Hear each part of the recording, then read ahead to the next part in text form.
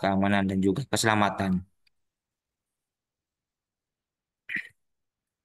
Mungkin itu saja saya tindak dari kami. Kurang lebihnya mohon maaf. Terima kasih. Saya akhiri. Wassalamualaikum warahmatullahi wabarakatuh. Waalaikumsalam warahmatullahi wabarakatuh. Terima kasih Warahmatullahi kepada wabarakatuh. Mas Anif. Acara selanjutnya menyanyikan lagu kebangsaan Indonesia Raya, Mars IBI dan Mars Tikes Cirebon. Hadirin diharapkan untuk duduk tegap.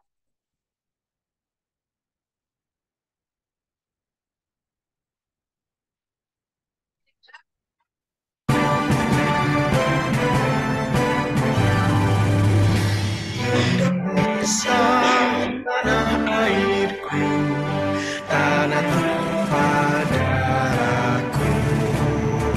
Di sanalah aku berdiri, jadi pandu ibu.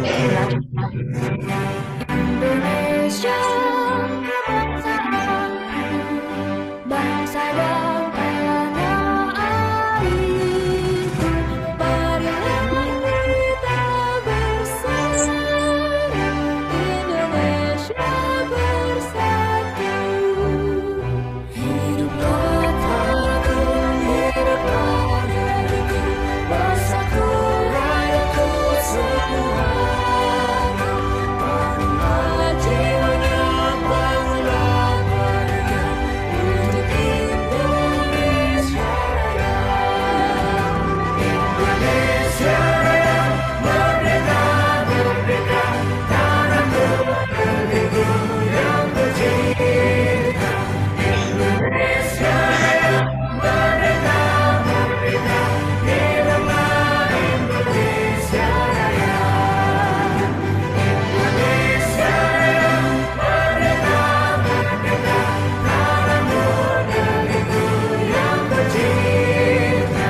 Indonesia Raya, merdeka, merdeka, hiduplah Indonesia Raya.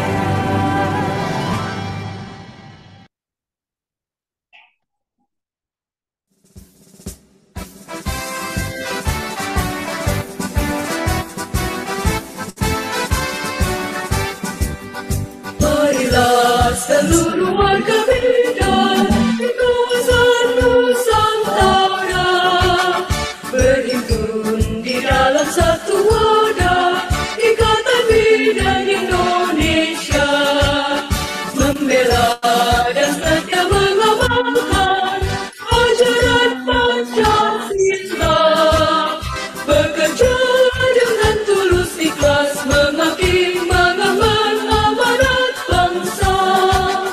Ingatlah sumpah jabatan kita kepada Tuhan yang kita ikrarkan bersama, selalu jadikan pegangan. Janganlah membuat perbedaan terhadap miskin kaya. Tugas sucimu sebagai penyelamat seluruh wanita di Mayapana.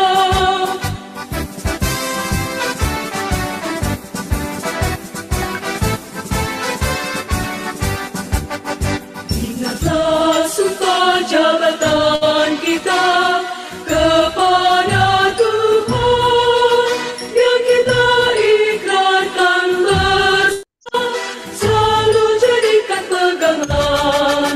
Janganlah membuat perbedaan terhadap miskin kaya.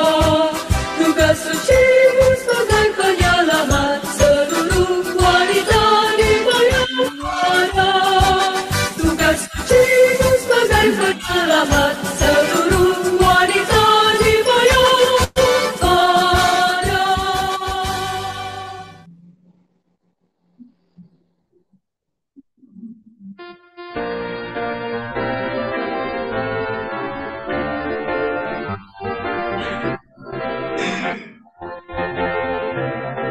Dekati hati kami, Tikes Cirebon menempa diri untuk Jadi menjadi insan insan sejati, sejati, kesehatanku mengabdi.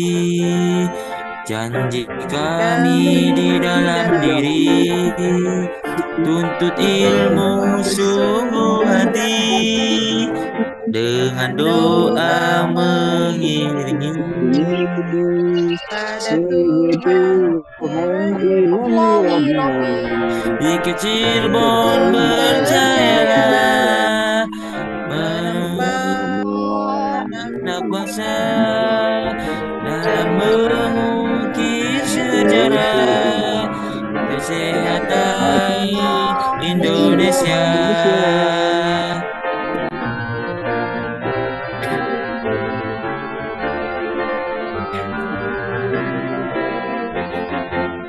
Sudah teka di hati kami, si kecil pun menampak diri untuk menjadi insan sejati. Kesehatanku mengabdi, janji kami di dalam diri, tuntut ilmu sungguh hati, dengan doa mengiringi pada Tuhan ilahi Robi. Si Cirebon percayalah, menempa anak bangsa dalam mengukir sejarah kesehatan Indonesia.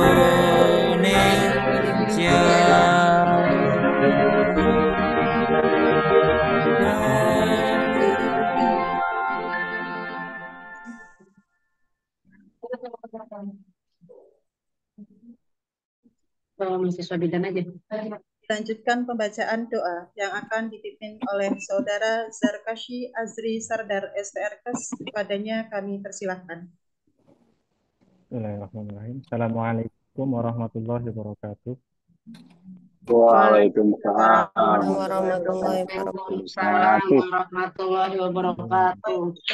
Izin doa akan saya pimpin dengan Aku pindah ke sana agama dulu. Islam. Bagi yang beragama non-Muslim, silahkan menyesuaikan. Bagi yang beragama Islam, aminkan doa saya. Bismillahirrahmanirrahim. Allahumma salli ala Sayyidina Muhammad wa ala ali Sayyidina Muhammad wa sallim wa radiyallahu tabaraka wa ta'ala an sayyidatina Rasulillah ajma'in. Alhamdulillahi rabbil alamin, hamdan syakirin, hamdan na'imin, hamdan yuafi ni'amahu wa yukafi'u mazidah.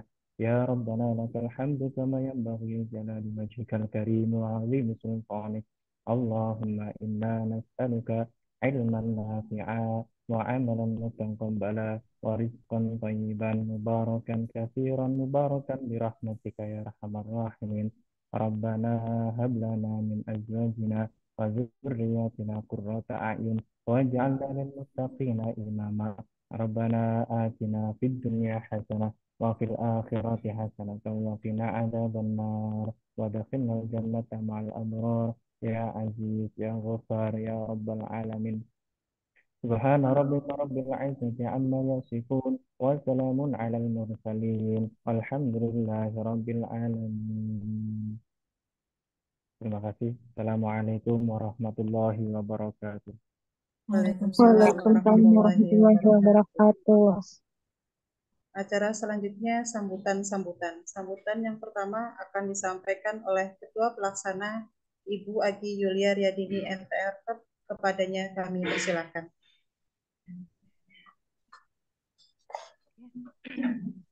Bismillahirrahmanirrahim. Suara saya terdengar dengan jelas? Terdengar, Bu. Pendengar Bu. Bismillahirrahmanirrahim. Rabbi shrahli sodri wa yassir li amri wahlul 'uqdatam min lisani yafqahu qawli. Assalamualaikum warahmatullahi wabarakatuh. Waalaikumsalam. Warahmatullahi wabarakatuh. Alhamdulillah, puji syukur atas kehadirat Allah yang karena berkah dan rahmatnya kita semua dapat berkumpul di ruang Zoom untuk mengikuti webinar Prodi Kebidanan Stikes Cirebon. Salawat serta salam semoga tetap tercurah limpah juga pada Nabi Muhammad SAW yang karena perjuangan beliau, keluarga dan juga sahabatnya, kita semua sampai kepada zaman yang penuh dengan modernisasi seperti sekarang. Yang terhormat Bapak Ketua Stikes, Bapak Dr. Awis Hamidani, MMPD, MKM. Yang kami hormati jajaran rektorat, ada Ibu Henifah Ariyatul Aini, MKM, Bapak Muhammad Akin, MM, Ibu Suzana Indragiri, MKes. Yang kami hormati seluruh narasumber webinar hari ini, Ibu Herlina S. Dewantara, SC, Psikolog, Ibu Rif'atunisa, MTR, Kepcep, CHCHT, kemudian Ibu Dr. Rianti Herawati, SSTM, Herbs. Yang kami hormati seluruh tim panitia, tamu undangan, ketua program studi, ketua unit, dan seluruh peserta webinar kebidanan pada siang hari ini. Izinkan saya selaku ketua panitia menyampaikan ucapan terima kasih yang pertama tentunya kepada Stikes Cirebon yang telah mendukung terselenggaranya acara. Tak lupa pula saya sampaikan terima kasih kepada seluruh narasumber yang berkenan hadir dan meluangkan waktunya sehingga dapat bersama-sama ya membersamai kita di ruang Zoom untuk sharing ilmu juga di sini. Dan tak kalah penting juga saya sampaikan ucapan terima kasih kepada seluruh tim panitia yang sudah bekerja keras ya mulai dari persiapan sampai dengan pelaksanaan hari ini. Semoga Bapak Ibu dibalas oleh Allah Subhanahu wa taala. Amin amin ya rabbal alamin. Bapak Ibu, segenap peserta webinar siang hari ini perlu saya sampaikan bahwa webinar yang kita laksanakan hari ini merupakan rangkaian dari agenda rutin Stikes Cirebon dan Prodi Kebidanan Stikes Cirebon menjadi salah satu penyelenggara webinar dengan topik implementasi terapi komplementer dalam kesehatan mental dan kesehatan reproduksi. Hal ini sesuai dengan arahan visi misi Prodi Kebidanan Stikes Cirebon yang memiliki penciri di bidang pelayanan kesehatan reproduksi dan juga terapi komplementer. Selain itu, isu kesehatan mental di wanita ya itu juga masih banyak terjadi di Indonesia, yang mana wanita masih memiliki risiko 2 kali lebih tinggi mengalami gangguan kesehatan mental dibandingkan laki-laki. Oleh karenanya, webinar ini kami selenggarakan bertujuan agar ibu-ibu sekalian atau peserta webinar bisa menambah atau menambah ilmu tentang kesehatan mental dan juga terapi komplementer di kesehatan mental dan juga pelayanan reproduksi. Kemudian sasaran dari webinar siang hari ini yaitu berupa mahasiswa, kemudian bidan maupun praktisi, serta dosen. Dan narasumber yang hadir pada siang hari ini merupakan praktisi dan juga akademisi yang ahli di bidangnya. Kebetulan hari ini ada 3 narasumber ya. Ada Bu Herlina S. Dewantara, SC, psikolog, kemudian ada Ibu Rif'atunisa, MTR, CHCHT, kemudian ada Bu Dr. Rianti Herawati, SSTM, Herbs ya. Kemudian dari saya mungkin laporannya seperti itu. Saya juga mengucapkan permintaan maaf ya apabila dalam pelaksanaan webinar ini tentunya kami dari panitia masih banyak sekali kekurangan. Akhirul kalam, nun wal qalami wa mayasturun. Wassalamualaikum warahmatullahi wabarakatuh. Waalaikumsalam Waalaikumsalam warahmatullahi warahmatullahi wabarakatuh. wabarakatuh. Sambutan yang kedua akan disampaikan oleh Bapak Ketua Stikes Cirebon, Bapak Dr. Awis Hamidani, ST, MMPD, MKM. Kami persilahkan. Ya, baik. Assalamualaikum warahmatullahi wabarakatuh. Waalaikumsalam warahmatullahi wabarakatuh. Ya, yang saya hormati ya Ibu narasumber, ada Ibu Herlina S. Dewantara, SPSI, ya sebagai psikolog klinis. Yang saya hormati Bu Dr. Bidan Yanti Herawati, SSTM, ya midwifery herbalis. Yang saya hormati seluruh para wakil, satu Ibu Henifah Ariyatul Aini dan Ibu Susana Indragiri, dan kemudian Pak Akin. Yang saya hormati Ibu Ketua Program Studi, Ibu Agi, dan seluruh dosen ya yang sudah hadir hari ini. Yang ini banyak sekali ya dosen-dosen yang sudah bergabung ya. Selain dosen kebidanan, ya alhamdulillah sudah bisa ikut ya berpartisipasi ya di kegiatan ini. Sekaligus saya ucapkan terima kasih kepada Ibu Ika selaku MC, Ibu Siti ya selaku moderator ya dan rekan-rekan lain yang sudah berkontribusi ya dalam mensukseskan kegiatan webinar ini. Pertama-tama marilah kita panjatkan puji dan syukur kehadirat Allah Subhanahu wa taala atas rahmat, hidayah serta inayahnya. Alhamdulillah hari ini bisa dilaksanakan kegiatan webinar ya perdana sebetulnya mungkin untuk program studi S1 Kebidanan dan Profesi Bidan. Salawat serta salam marilah kita curahkan pada junjungan Nabi besar Muhammad Sallallahu Alaihi Wasallam. Yang pertama tentu saya ucapkan terima kasih sebesar-besarnya ya atas ketersediaannya Ibu narasumber ya Ibu Lina dan Ibu Dr. Bidan Yanti Herawati ya yang sudah berkenan ya serta Ibu Rifat-Tunisa ya selaku dosen internal Stikes Cirebon yang sudah bersedia ya meluangkan waktu dan bisa berbagi ya secara keilmuan. Saya ucapkan terima kasih kepada ibu-ibu narasumber. Kemudian yang kedua, saya ucapkan terima kasih juga untuk Ketua Program Studi dan seluruh jajaran yang sudah berhasil ya mempersiapkan kegiatan ini ya dan bisa berjalan ya terlaksana dengan sangat baik. Mudah-mudahan kegiatan ini bisa memberikan manfaat ya secara keilmuan, secara praktisnya ya untuk ibu-ibu bidan semuanya. Baik ibu-ibu semua bahwa saya mewakili dari Stikes Cirebon ya selaku ketua bahwa kegiatan webinar ini merupakan kegiatan yang pertama ya di tahun 2024 dan kebetulan memang Stikes Cirebon ini akan melaksanakan gebiar webinar ya seluruh program studi ya dari kebidanan, keperawatan, fisioterapi, radiologi ya kesehatan masyarakat ya di bulan Februari dan Maret ini dan ini untuk webinar bidan ini merupakan webinar yang pertama ya untuk tahun 2024. Mudah-mudahan ini bisa memberikan manfaat untuk seluruh peserta ya. Kemudian bahwa kalau kita melihat ya dari temanya bahwa tema dari webinar ini adalah implementasi terapi komplementer dalam kesehatan mental, kesehatan reproduksi. Ya, kalau saya lihat memang ini tema yang diangkat adalah ada kaitannya ya dengan visi misi dari institusi dan program studi ya.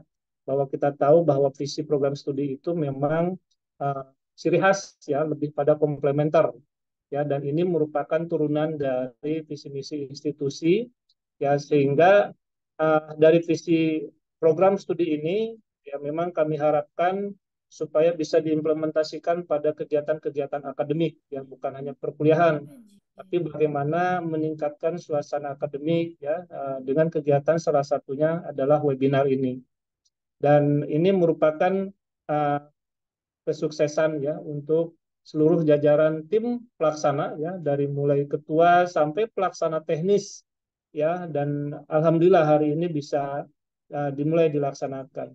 Nah, terkait dari tema yang diangkat ya terkait tentang komplementer dan mental kesehatan mental, saya pikir memang ini dilatar belakangi ya dari yang pertama memang visi misi dari program studi adalah kaitan dengan komplementer. Terus yang kedua memang kalau misalnya kita mengutip dari data WHO ya survei internasional bahwa 35% mahasiswa itu memang banyak ya yang mengalami mental disorder ya seperti anxiety ya terus mood dan substance disorder. Nah, ini juga kita lihat diperkuat oleh data-data di Indonesia. Saya yakin kalau kita lihat data di Indonesia itu ya hampir di 19 juta penduduk ya berusia 15 tahun ya mengalami gangguan mental emosional ya. Lebih dari 12 juta penduduk berusia lebih dari 15 tahun mengalami depresi. Nah, fakta-fakta ini menunjukkan bahwa memang permasalahan mental health di lingkungan kampus perlu ya diselesaikan secara akademis ya secara diselesaikan dengan kegiatan-kegiatan webinar tentunya seperti ini. Nah, saya harapkan diskusi hari ini, webinar hari ini bisa menjawab terkait permasalahan-permasalahan uh, mental health ya untuk mahasiswa ya. Tapi kalau kita lihat sebetulnya mahasiswanya bukan mahasiswa reguler ya. Ini mahasiswa senior ya, bidan-bidan senior. Saya yakin mungkin terkait mental disordernya juga permasalahannya berbeda seperti mahasiswa reguler yang lain gitu ya. Nah, saya harapkan mungkin kegiatan webinar ini lebih bisa menyentuh pada permasalahan individu dari para ibu-ibu bidan ini sehingga mungkin secara praktis bisa dilaksanakan ya dan diterapkan di lapangan. Saya yakin dengan seluruh narasumber yang memiliki kualifikasi yang sangat bagus, ya, ketiga narasumber ini bisa uh, dibentuk sih ya satu diskus yang bisa memberikan solusi sebetulnya untuk teman-teman bidan ya seluruh peserta.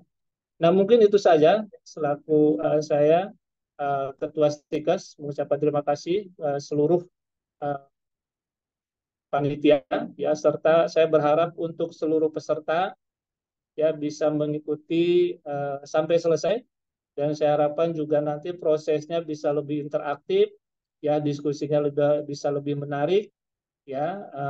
Saya lihat kalau dari webinar ini ya jumlahnya juga banyak ya hampir 260 ya peserta ya ini izin prodi bidan S1 bidan yang baru ya keluar dalam 1 tahun bisa diikuti peserta 260 ini sudah sangat pencapaian sangat bagus ya dan sangat baik ya.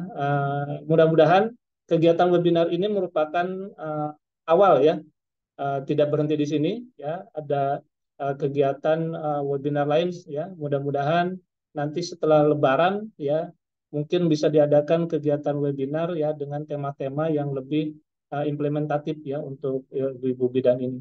Itu saja saya ucapkan terima kasih. Mohon maaf jika ada kata-kata yang kurang berkenan ya kepada Bapak dan Ibu semua. Selamat mengikuti kegiatan webinar. Saya tutup. Wassalamualaikum warahmatullahi wabarakatuh. Waalaikumsalam warahmatullahi wabarakatuh. Baik, terima kasih kepada Bapak Awis yang telah memberikan sambutannya. Sebelum masuki ke acara inti, kita foto bersama terlebih dahulu ya. Silakan para peserta webinar untuk on kamera dan berikan senyum terbaiknya. Mas Ani, sudah siap? Baik Bu, izin Bapak Ibu semua, saya memandai untuk foto bersama. Silakan yang belum mengaktifkan videonya untuk segera diaktifkan dan posisinya boleh posisi terbaik Bapak dan Ibu. Ada 11 slide, silakan standby ya, kemungkinan agak lama. Oke, standby. Santai, tahan dulu.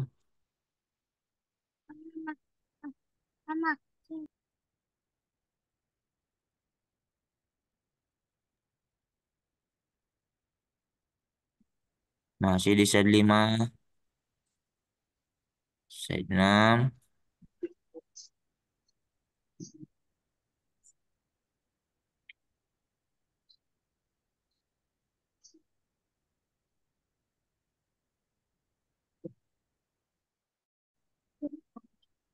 Tahan lagi, senyumnya sampai kering. Oke, terima kasih Bu Ika, selesai. Baik, terima kasih Mas Ani. Oke, sebelum masuk ke acara inti, saya kasih pantun terlebih dahulu ya Ibu-Ibu, supaya semangat menyimak materinya. Buah mengkudu baunya menyengat. Cakep.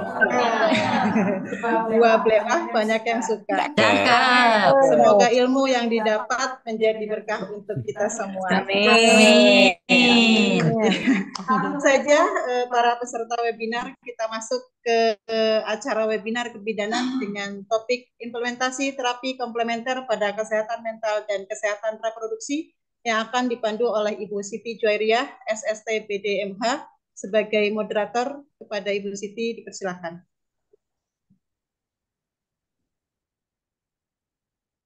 Ya, baik. Terima kasih Bu Ika. Apakah suara saya terdengar, Bu Ibu? Terdengar, Bu. Iya, baik. Selamat siang. Assalamualaikum warahmatullahi wabarakatuh. Waalaikumsalam warahmatullahi wabarakatuh. Selamat siang, salam sejahtera bagi kita semua. Alhamdulillah, puji syukur kehadirat Allah Subhanahu wa taala bahwasanya pada kesempatan ini kita bisa berkumpul secara daring dalam rangka webinar implementasi terapi komplementer dalam kesehatan mental dan kesehatan reproduksi wanita pada tahun 2024.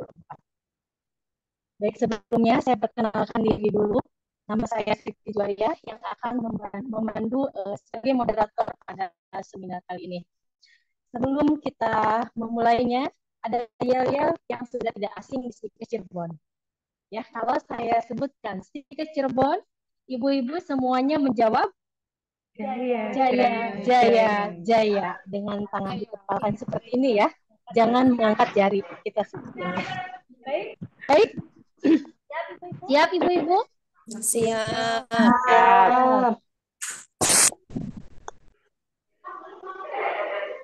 Stikes Cirebon? Jaya, Jaya, Jaya. Jaya. Ya, tidak dengarkan ibu-ibu?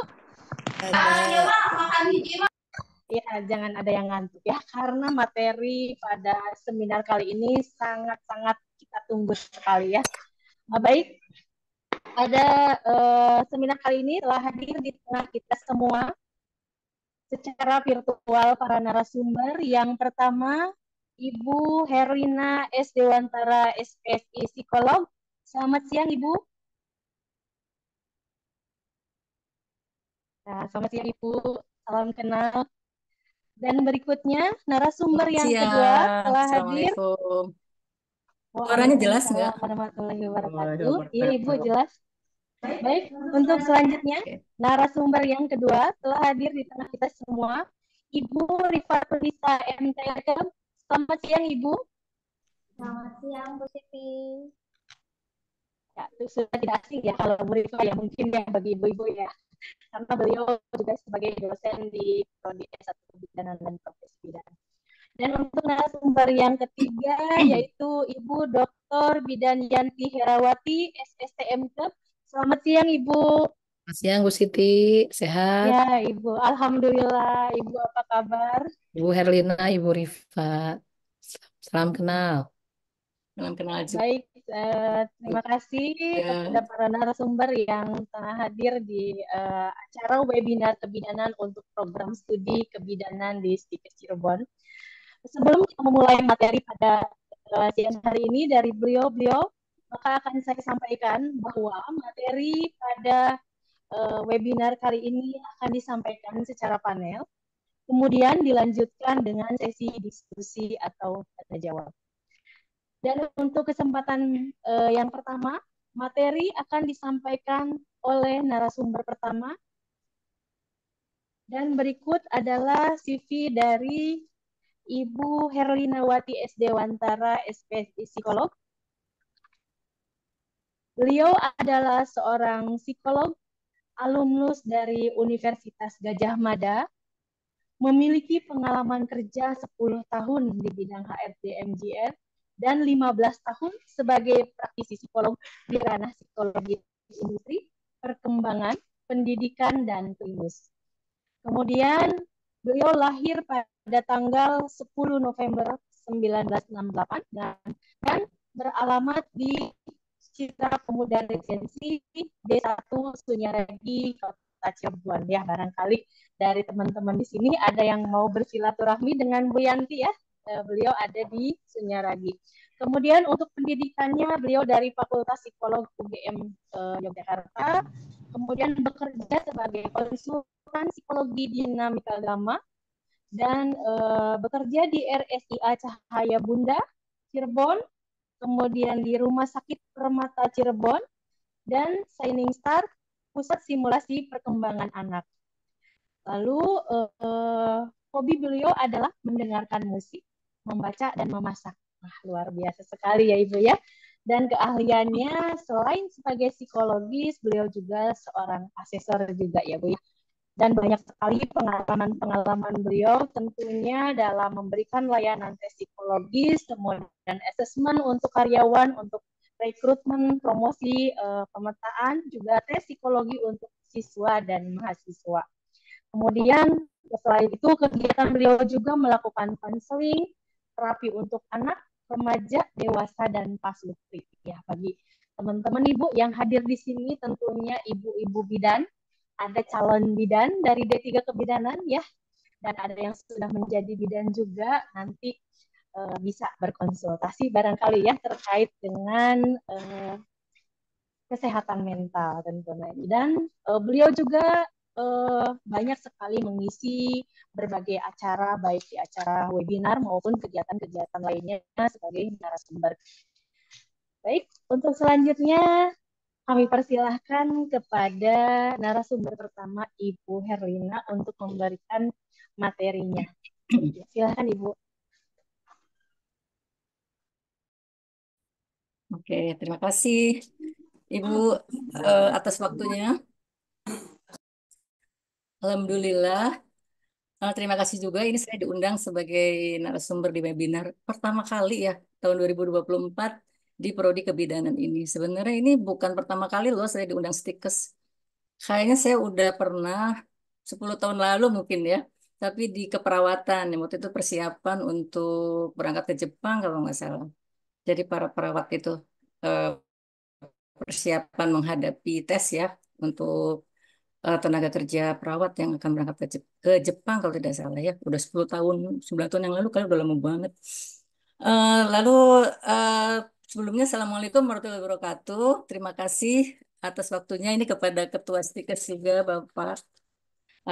Terima kasih atas waktunya dalam kesempatan kali ini juga pada Ketua Prodi Stikers Cirebon, lalu Ibu-ibu dosen, Bapak dosen. Nah ini nih saya isi narsum mahasiswa, tapi mahasiswanya bukan hanya mahasiswa yang lajang ya, masih ada ibu-ibunya. Banyak ya ini ibu-ibunya. Pak Ibu, alhamdulillah Ibu-ibu banyak Bu. bidan, aduh terima kasih sekali. Saya bisa bertemu secara daring maupun secara daringnya ini mudah-mudahan ini membawa berkah buat kita semua dan alhamdulillah cerah ya nggak seperti kemarin kan hujan. Mudah-mudahan ini juga pertanda kita direstui dalam pertemuan kali ini dalam diskusi ya. Kita akan berbagi pengalaman juga mungkin dalam sesi kali ini. Ini sepertinya kita udah 20 menit depan layar nih. Bagaimana kalau kita melakukan ini dulu gerakan-gerakan supaya tidak kaku nih leher-lehernya tadi seperti di awal disampaikan. Boleh nggak nih, Ibu Moderator? Iya Ibu, silakan Bu. Boleh ya? Iya. Oke, sekarang supaya nggak ini ya, nggak kaku. Eh, Bisa kita gerakan dulu kepalanya ke sebelah kanan sambil tangannya di sini. Tangannya di sini ada lekukan di bahu di sini ya, di sini turun 1 senti sedikit. Lalu digosok-gosok seperti ini sambil kepalanya ke kanan sejauh mungkin bola matanya melihat ke belakang. 1, ke depan lagi, lalu ke kiri. Ada bunyi-bunyi nggak nih Bu? Retak-retak nih lehernya. Lakukan 3 kali saja. Oke. Depan lagi. Ini soalnya hanya tampak muka saja, jadi kayaknya kita melakukan gerakannya yang kelihatan di layar aja ya Bu ya. Lalu satu lagi nih ya, satu lagi supaya lengan-lengannya tidak kaku, kita bisa lakukan gerakan tangan juga, misalnya seperti ini. Kelihatan ya? Seperti ini. Ya, tekan gini. Lalu tangannya digini-gini. Bisa juga supaya rileks dulu ya. Lalu begini.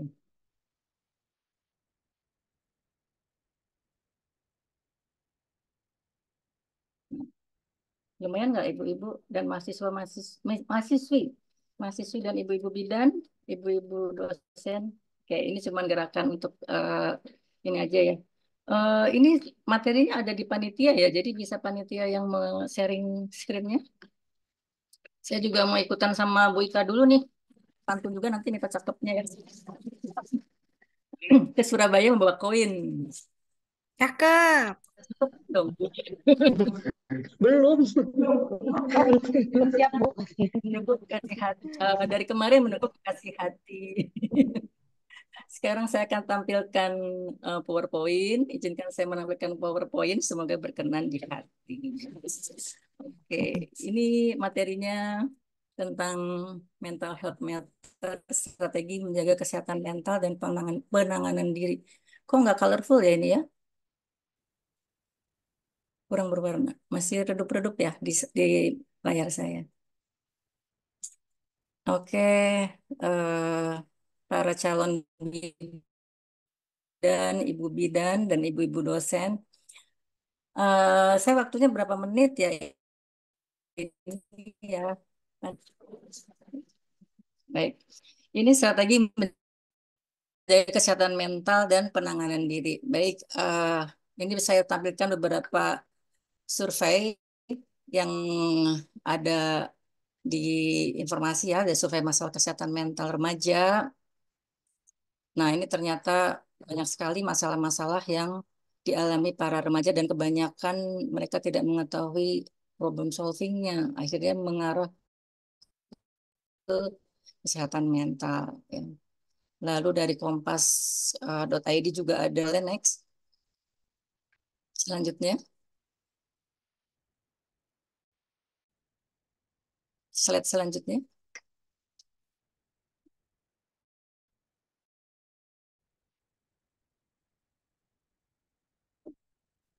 Oke, nah di sini.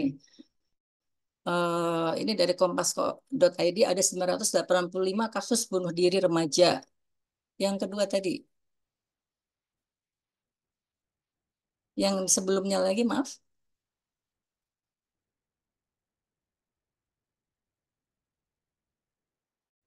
Slide yang sebelumnya bisa ditampilkan lagi. Sebelumnya lagi. Yang sebelumnya lagi bisa. Nah, ini ya.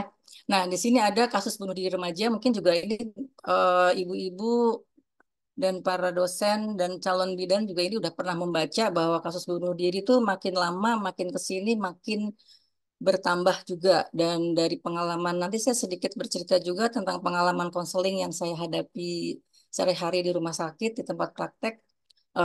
Karena memang mulai banyak ya, dari beberapa tahun terakhir ini banyak sekali anak-anak, remaja, mahasiswa-mahasiswa yang mengeluhkan masalah kesehatan mental dan mulai aware dengan gangguan yang dirasakan ya.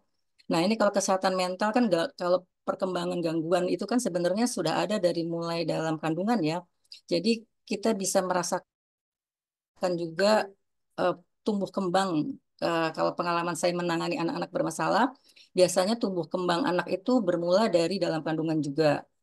Dari dalam kandungan ketika, nah ini perlunya para calon bidan dan ibu-ibu dan juga buat mengamati apakah para pasien atau ibu yang sedang hamil itu dalam kondisi yang sehat mental atau tidak saat saat mereka itu mengandung, karena ini akan berdampak pada tumbuh kembang anak tersebut ya. Mungkin sih bisa saja kehamilannya oke nih, misalnya lahirnya normal. Tapi kondisi ibu pada saat hamil itu juga mempengaruhi bagaimana anak itu tumbuh dan berkembang pada tahun-tahun berikutnya gitu.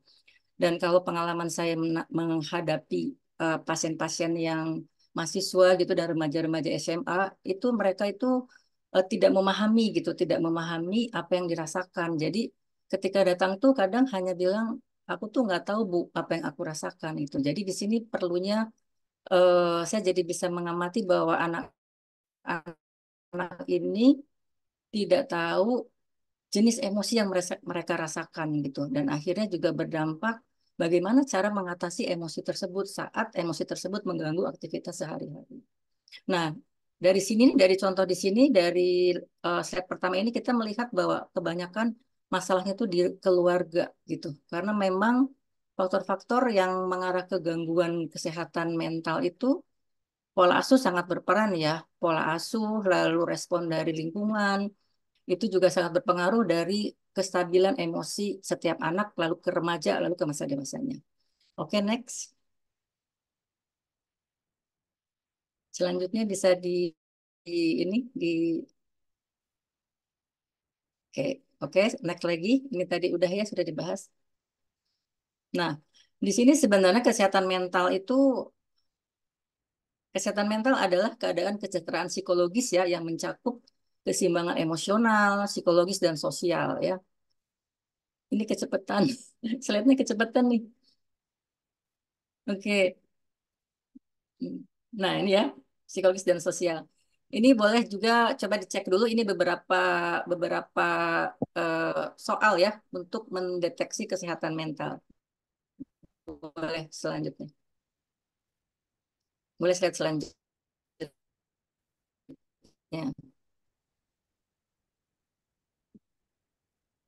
Mau Yang pasang Mang tadi Ading yang nggak? oke, next. Pasang Mang Ading.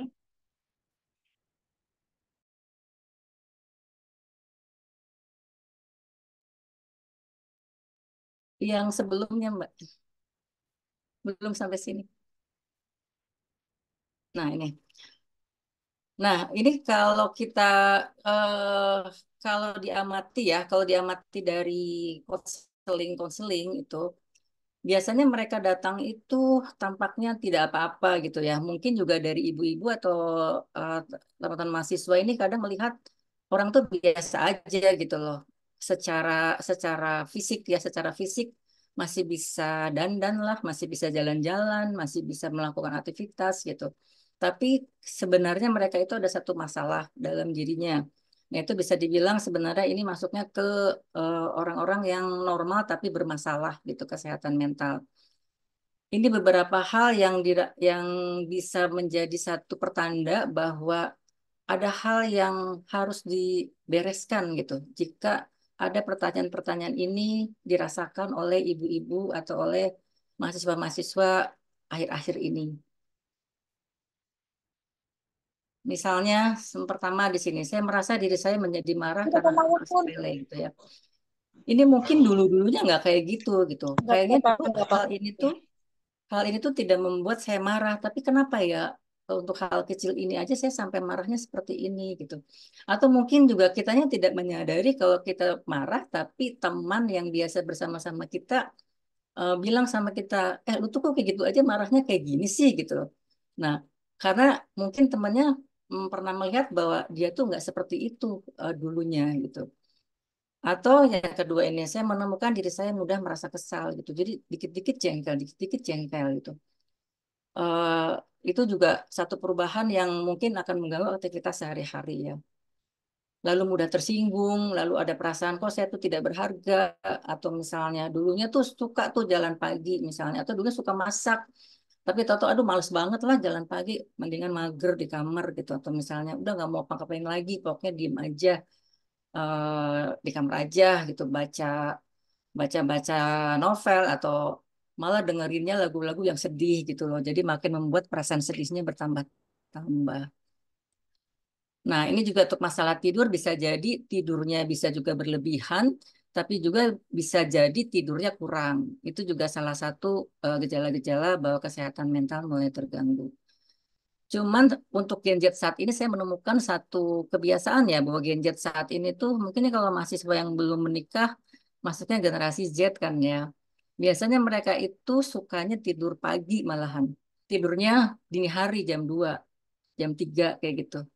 Nah, ini nih kadang kalau konseling bilang, aku tuh nggak bisa tidur, Bu. Jadi saya nanya, jadi tidurnya jam berapa? Tidurnya jam 2 atau jam 3 gitu. Lalu bangunnya jam berapa? Ya bangunnya jam 11 apa jam 12 siang gitu. Nah ini berarti bisa tidur ya, bukan yang nggak bisa tidur ya kalau kayak gitu.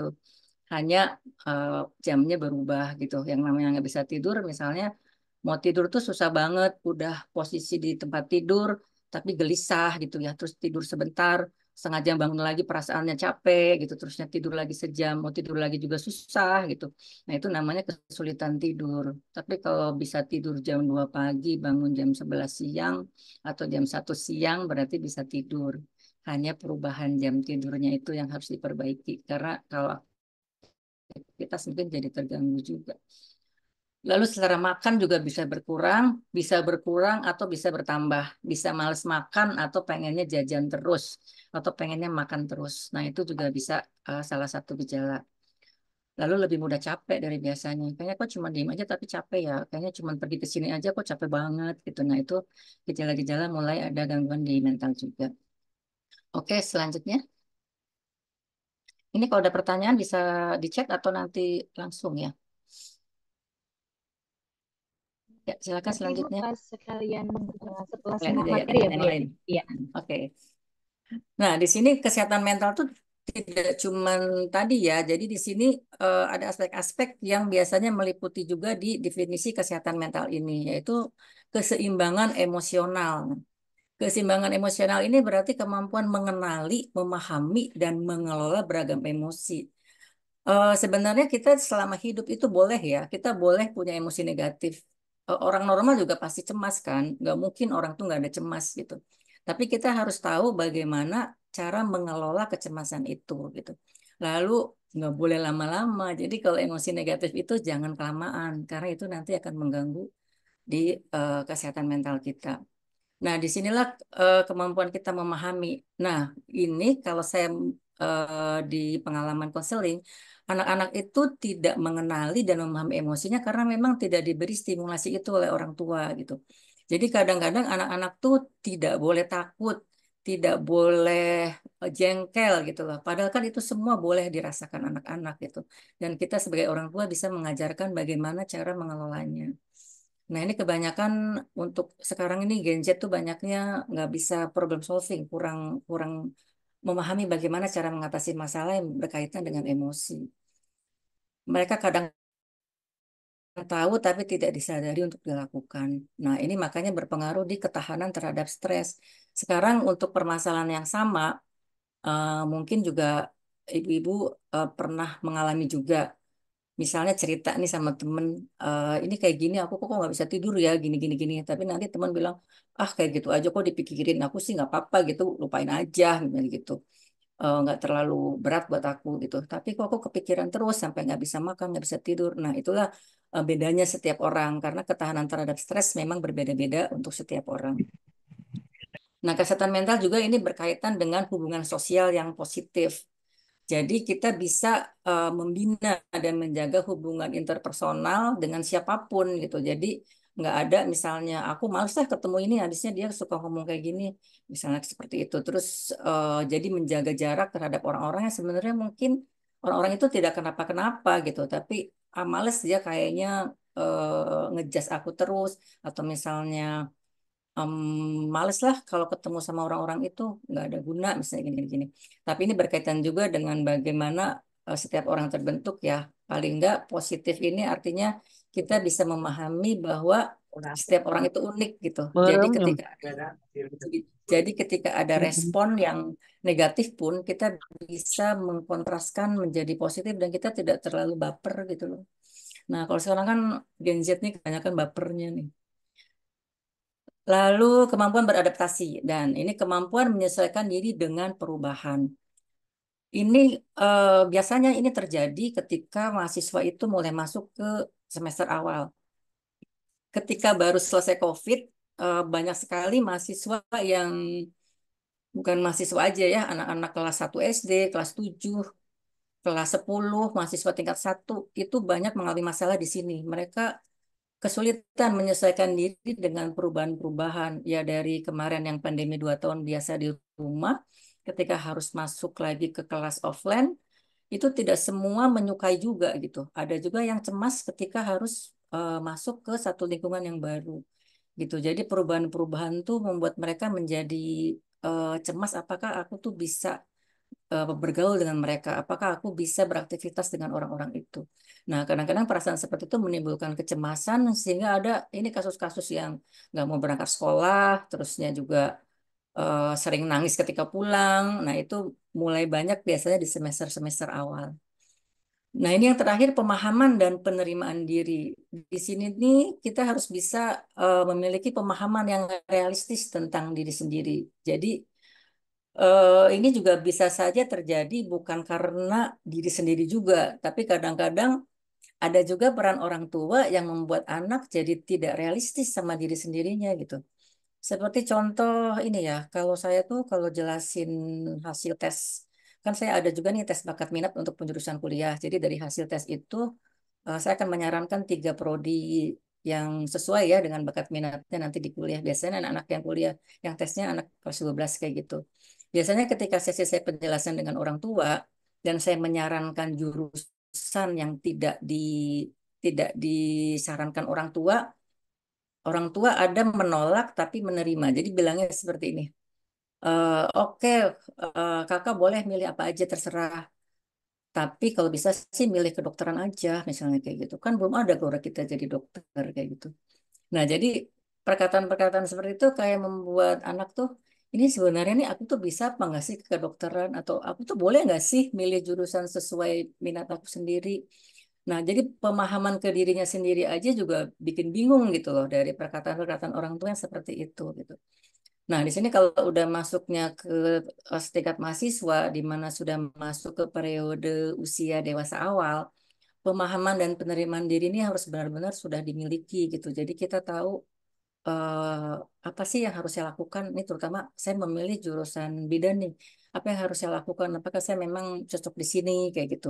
Nah, ini mulai ada timbul-timbul ininya juga, timbul-timbul pertanyaan atau misalnya saya belum minat nih, tapi saya pengen jadi bidan. Ya, bisa lakukan hal-hal bagaimana supaya minat itu bisa tumbuh karena kalau minat itu kan memang harus ditimbulkan ya nggak bisa tiba-tiba juga muncul kalau kita tidak mengalaminya dulu kayak gitu. Ini aspek-aspek kesehatan mental ya yang jadi nggak cuma sejahtera aja tapi semua ini berkaitan dengan kehidupan kita sehari-hari dan nanti akhirnya bisa berkontribusi secara produktif ya pada masyarakat. Oke, next. Selanjutnya. Selanjutnya. Terus. Nah, di sini bagaimana tadi strategi buat ketahanan mental. Sebenarnya banyak ya, cuman kalau banyak nanti waktunya nggak cukup. Jadi ini saya kasih 3 aja. Yang paling penting di sini adalah kenali dulu gejalanya. Seperti tadi yang sudah disampaikan di slide awal, coba kenali gejala-gejalanya. Jadi beda ya kalau kesehatan mental terganggu dengan gangguan jiwa itu berbeda. Kalau kesehatan mental terganggu itu biasanya kita masih bisa melakukan aktivitas-aktivitas ya dan orang lain tuh tidak tahu kalau kita tuh punya masalah biasanya. Karena ini benar-benar ini ya saya terima terima klien konseling itu di awal udah masih bisa senyum-senyum tuh. Senyum-senyum bisa ngobrol dulu, tapi ketika udah masuk ke masalah udah deh nangis bombaynya lama banget gitu sampai ya harus sediain tisu pastinya ya kalau di ruangan psikolog itu karena banyak air mata di ruangan tersebut. Jadi kenali dulu gejalanya kalau memang sudah tahu bahwa oh ini gara-gara ini nih. Nah, itu perlu eh, mulai berbicara dengan orang lain yang dipercaya kayak gitu. Lalu, nah ini bukan juga cuman bukan diri kita sendiri aja yang mencari orang lain ya. Tapi kalau misalnya nih ada teman-teman kita yang kelihatannya juga bermasalah, kelihatannya berbeda dari kesehariannya, kita bisa mulai peka juga untuk bisa empati tentang orang itu gitu loh. Jadi misalnya biasanya dia tuh ceria tapi tiba-tiba jadi murung atau apa itu dekati gitu. Ini kan kebanyakannya remaja-remaja yang bunuh diri karena merasa ditinggalkan juga sama teman-temannya. Dia tidak punya tempat untuk bicara dan kadang ketika dianya bersikap aneh, orang lain malah melihatnya dengan pandangan yang makin dia bikin down gitu loh. Jadi di sini perlunya kita peka juga dengan orang lain di sekitar kita yang dirasa memang memiliki masalah ini. Cuman jangan maksa juga ya kalau orang yang nggak mau cerita gitu ya. Gitu. Tapi biasanya orang kalau udah tersentuh, diperhatikan, udah langsung bisa keluar semua tuh nanti. Nah ini yang ketiga itu pahami dulu baru sembuhkan. Apa maksudnya pahami dulu? Karena biasanya orang-orang di saat ini merasa bermasalah itu tidak memahami bahwa masalahnya itu berkaitan dengan masa lalunya gitu loh. Nah, kebanyakan masalah-masalah gangguan mental yang dirasakan di saat ini tuh kalau biasanya saya bilang tuh unfinished business gitu loh. Jadi ada masalah di masa lalu yang belum selesai. akhirnya berdampak ke situasi masa kini. Seperti contoh aja ya, saya ada pengalaman eh, konseling ini baru yang minggu kemarin nih. Ini anak kelas 2 SMA gitu, dia tuh udah ceritanya cuman pengen ini aja, cuman ini saya kok kalau ketemu orang itu saya seperti diliatin aja gitu. Orang tuh kayak ngeliatin saya kayak saya itu tidak tidak ada artinya gitu, kayak tidak dianggap gitu loh. Saya merasa kemampuan saya tidak bisa tidak dianggap kalau saya itu punya kemampuan gitu. Jadi pandangan orang tuh kelihatannya merendahkan saya terus gitu. Jadi dia pindah sekolah, selalu seperti itu. Dan masalahnya selalu dengan guru laki-laki gitu. Oke, dia ceritanya di masa kini aja, cerita teman-temannya, cerita guru laki-lakinya, gimana guru laki-laki itu memandang dia dengan cara yang membuat dia tidak nyaman, akhirnya keluar masuk pindah-pindah sekolah. Nah, tapi setelah ditanya, coba dia ceritain tentang bapak. Baru tanya begitu, dia udah nangis gitu. Jadi dia tuh udah langsung tuh muncul, mukanya udah berubah, emosinya mulai muncul. Dia marah banget dengan ayahnya gitu. Tapi dia tidak menyadari kalau dia begitu tuh karena ada masalah dengan ayahnya gitu. Nah, itu jadi pahami dulu, oh ini gara-gara masa lalu saya yang ini gitu. Jadi beresin dulu masalah dengan ayahnya baru dia bisa sembuh. Nggak bisa pindah-pindah sekolah terus sebelum dia selesaikan dulu. Tapi kalau di sini pun tergantung dari kemauan klien itu sendiri ya. Kalau klien itu belum mau juga menyelesaikan, ya psikolog tidak bisa paksa karena memang itu dari motivasi dari klien juga untuk bisa dia sembuh mau apa enggak gitu. Kadang-kadang ada yang nggak mau juga, enggak aku nggak mau maafin gitu misalnya, aku nggak mau ayah pulang. Jadi ayah tuh udah diusir juga tuh dari rumah sama dia gitu. Jadi aku nggak mau merasa disayang sama ayah. Ya kalau saya dengar ceritanya memang pengalaman masa kecilnya sangat mengenaskan gitu kok ada ya seperti itu sama anak perempuannya. Nah, di sini jadi ketika sekarang itu ada masalah-masalah, belum tentu sebenarnya masalah itu memang masalah saat ini, tapi di masa lalu itu. Nah, bisa sembuh kalau yang dulunya diselesaikan. Mungkin mungkin pernah dengar ya ibu-ibu ada inner child kayak gitu, luka pengasuhan kayak gitu-gitu. Nah, itu tuh memang memang ada seperti itu dan akan memudahkan ketika yang dulu itu memang diterima karena itu sudah di luar kendali gitu. Nanti yang saat ini ya itu kendalinya di kita sendiri. Nah, ini salah satu strateginya gimana supaya kita bisa lebih sehat mental. Oke, next.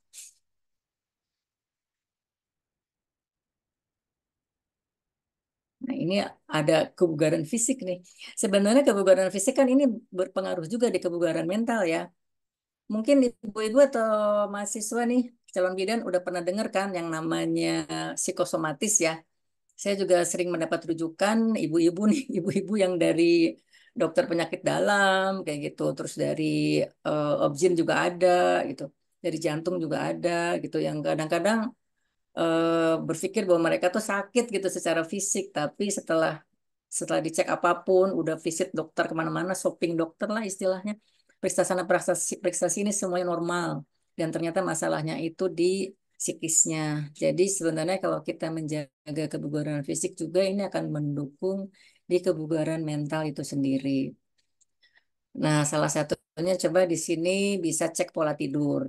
Nah, terutama Gen Z nih yang tidurnya selalu malam-malam. Coba cek ini kalau orang dewasa biasanya 7-8 jam tidur tuh memang masih diperlukan ya. Dan itu perlu banget untuk dilakukan secara rutin. Jadi nggak tidur kemalaman, dan biasanya tidurnya tuh sambil setelah pegang HP itu. Nah, kaitan sama diet gadget. Jadi kalau bisa tidur itu 2 jam sebelum waktunya tidur, kita udah terbebas dari HP. Nggak ada pegang HP tuh ketika mau tidur gitu. Jadi benar-benar kita siapkan diri untuk tidur dengan buat istirahat yang mendapatkan untuk kebugaran fisik kita juga. Nah, ini diet gadget. Diet tuh bukan diet makan aja ya, ada diet gadget. Jadi kurangin dikit-dikit nih pemakaian gadgetnya karena ini juga berpengaruh di eh, fisik juga. Apalagi kalau gadgetnya bukannya medsos melulu. Kita ngelihat berita-berita apa gitu yang negatif, terus lihat IG-nya temen yang kayaknya asik banget bikinik terus kayak gitu. Terus dengan penampilan-penampilan kemana itu bikin kita jadi menimbulkan emosi negatif. Nah, Ini diet sehat juga berbasis pencernaan itu termasuk menjaga gizi juga ya. Dan air putih juga, konsumsi air putih yang banyak. Nah, olahraga nih mau nggak mau memang harus dilakukan ya, paling nggak bisa 1 jam lah, 1 jam jalan kaki atau gimana, bisa 6.000 step lah setiap hari, itu juga bisa dilakukan. Artinya setelah ada kebugaran fisik, anak ini akan mendukung kebugaran di sisi mental juga. Nah, masalahnya orang-orang yang merasakan tidak bugar di mental itu justru malah menguatkan semakin tidak bugar mentalnya dengan diam di kamar biasanya. Diam di kamar, terusnya juga tidak melakukan apa-apa. Ada yang sampai berbulan-bulan di kamar terus, makan di kamar. Nah, itu makin memperkuat mentalnya semakin sakit. Lalu yang terakhir di sini relaksasi butterfly hug. Ini mungkin salah satu teknik, salah satu ya, karena psikoterapi itu banyak banget. Mungkin bisa dilakukan, mungkin bisa praktekkan kalau yang mempraktekkan relaksasi butterfly hug itu kita duduk diam dengan posisi yang nyaman, singkirkan semua ya, nggak ada bunyi-bunyi HP segala macem. Kalau bisa pakai musik instrumen juga boleh kalau suka. Nah, lalu tangan kita ini di sini seperti kita memeluk. Ini butterfly hug ya. Jadi seperti kita memeluk diri kita. Nah, boleh dilakukan kalau mau sekalian latihan. Jadi seperti ini, lalu pejamkan matanya. Nah, setelah pejamkan mata, bayangkan situasi yang membuat cemas. Misalnya ini masalahnya kecemasan ya. Bayangkan situasi yang membuat cemas, lalu tepuk-tepuk ini pelan-pelan kalau semakin terasa cemasnya, mungkin akan semakin keras. Jadi tepuk-tepuk terus seperti ini. Ini namanya butterfly hug. Ini seperti ini. Nah, nanti sampai sudah merasa tenang, baru bisa berhenti, tarik nafas dalam, buang nafas pelan. Ya? Nah, ini seperti ini. Ya, apa maksudnya? Pak anak pertama kan ibaratnya tasnya pasti jeruk tuku beli Pak. Oke, ya bisa dilakukan seperti ini untuk ini ya, untuk relaksasi kalau misalnya kecemasan atau ada perasaan tidak nyaman ketika menghadapi satu situasi. Mungkin itu materinya. Yang terakhir, boleh kita dengerin lagu dulu, slide terakhir.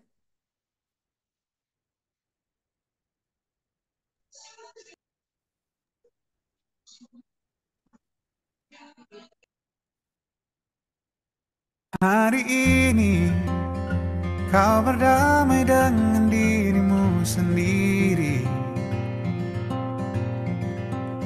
Kau maafkan semua salahmu, ampuni dirimu.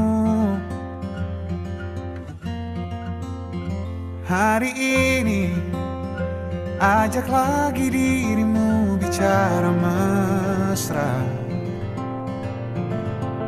Berjujurlah pada dirimu, kau bisa percaya. Maafkan semua yang lalu, ampuni hati kecilmu. Luka-luka hilanglah luka, biar tentam yang berkuasa. Kau terlalu berharga untuk luka. Katakan pada dirimu, semua baik-baik saja. Bisikanlah terima kasih pada diri sendiri. Hebat dia, terus menjagamu dan sayangimu. Suarakan, bilang padanya jangan paksakan apapun. Suarakan, ingatkan terus aku makna cukup. Luka-luka hilanglah luka, biar senyum jadi senjata. Kau terlalu berharga untuk luka. Katakan pada diri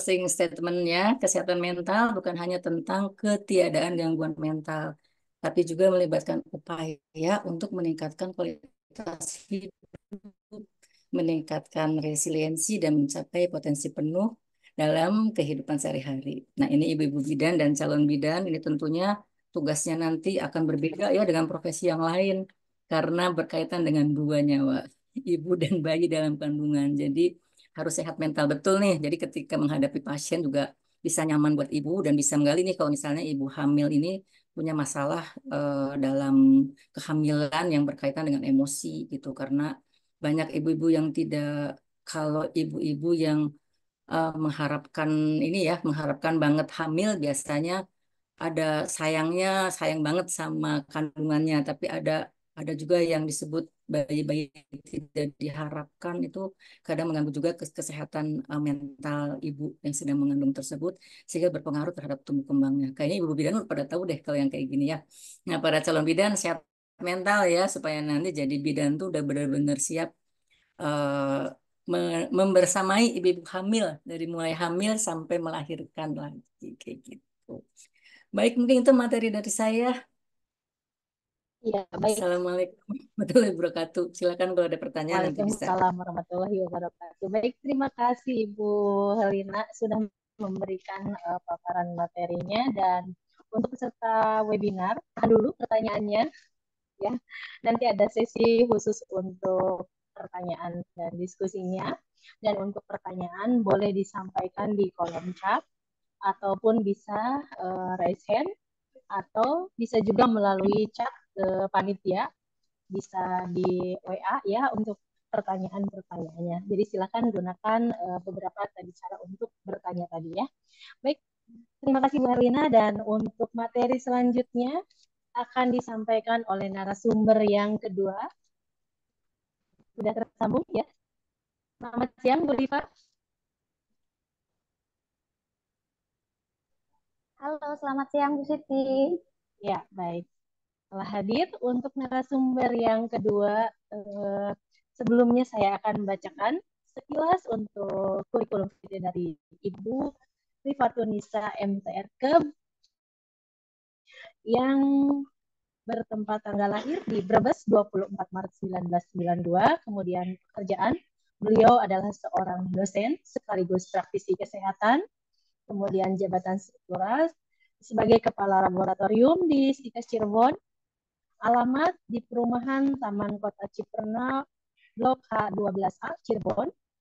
Dan untuk pendidikannya, beliau dari S2 Terapan Kebidanan Poltekkes Kemenkes Semarang tahun 2018. Dan beliau sedang menempuh pendidikan S3 Kesehatan Masyarakat di Universitas Diponegoro Semarang dari tahun 2020 sampai dengan sekarang.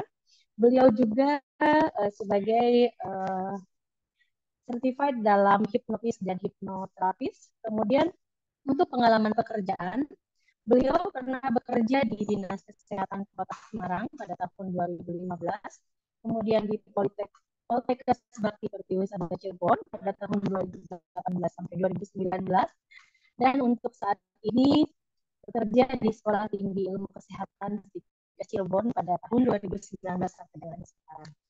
Berbagai macam buku yang ditulis diantaranya berkaitan dengan holistik pada ibu dan anak yang kaitan dengan generasi stunting, kemudian ada berbagai buku-buku yang lainnya ya. Mungkin kalau akan saya sampaikan tidak cukup waktunya ya. Ya baik, untuk selanjutnya saya persilakan kepada narasumber kedua, Ibu Rifatunisa, yang akan menyampaikan materinya mengenai self-hipnosis untuk kesehatan mental ya, untuk kesehatan mental yang berkaitan dengan self-hipnotisnya. Baik, Ibu Rifa, saya persilakan untuk memberikan materinya dengan waktu kurang lebih 30 menit. Cukup ya, Bu ya?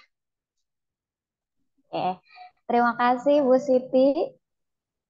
Bismillahirrahmanirrahim. Assalamualaikum warahmatullahi wabarakatuh. Waalaikumsalam. Selamat siang. Warahmatullahi wabarakatuh. Oke, selamat siang. Salam sejahtera untuk kita semua. Selamat siang, Bu. Alhamdulillah pada kesempatan hari ini kita bisa bertemu ya. Sebetulnya ini bukan pertemuan yang pertama ya dengan teman-teman peserta ya. Yang pertama saya ucapkan terima kasih kepada Stikes Cirebon yang telah menyelenggarakan kegiatan ini. Yang saya hormati Bapak Ketua Stikes Cirebon, Bapak Dr. Awis Hamidani, STMMPD MKM beserta jajarannya, kemudian seluruh Kepala Program Studi dan Kepala Unit di lingkungan Stikes Cirebon, yang saya hormati juga rekan-rekan dosen kebidanan Stikes Cirebon.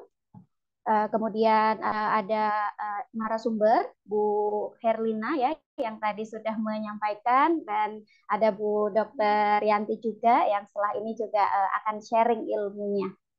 Okay. Juga rekan-rekan peserta webinar pada siang hari ini, sebetulnya ini jam-jam yang rawan ya teman-teman ya untuk mendengarkan atau menuntut ilmu di jam segini ya. Tapi mudah-mudahan tadi yang disampaikan Bu Herlina yang akan saya sharingkan nanti dan Bu Yanti bisa diterima dengan baik sehingga bisa menjadi manfaat untuk kita semua.